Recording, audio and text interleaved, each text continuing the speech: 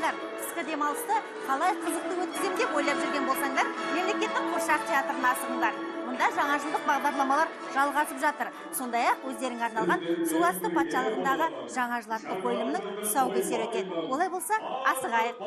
Сәлем жұлдызша, сәлем Ақсақар, келе жатқан жаңа жыл. Ертегінің алғашқы бөлімі жаңа жылдық шырша мерекесінен басталады. Армандарды орындайтын сиқырлы жұлдызша су астына түсіп кетеді. Нептун патша бастаған барлық кейіпкер жұлдызшаны құтқаруға тырысады.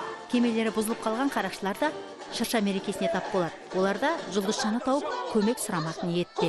Жанғанда не істейсіңдер? Аяз ата, Ақшақар, теңіз қарақшылары, өткен жылдың иесі тауық секілді көптеген кейіпкер достықтың арқасында сиқырлы жұлдызшаны тауып алады. Мерекеге жиналған балалар ән айтып би билеп, келе жатқан жыл иесі итті қарсы алды. Балалардың қошеметіне ол біраз еркелеп те алды.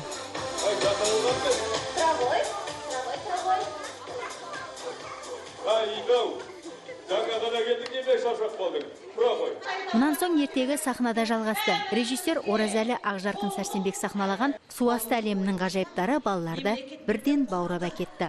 Балуын патша, Акваханшайн инфанта мен уәзір Скуба жаңа жылды қарсы алу үшін түрлі шытырман оқиғаларға кездеседі.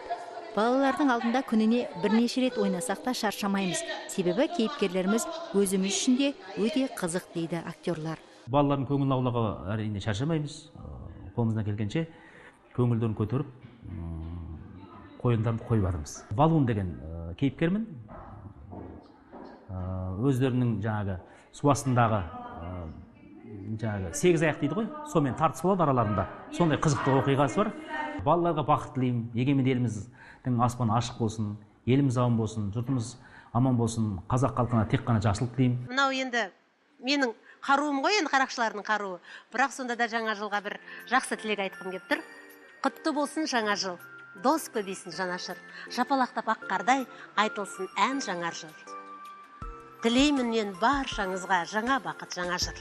Оқ атпасын ешкімде, өмір деген тым ыстық, жұмыр жердің үстінде, бұзылмасын тыныштық.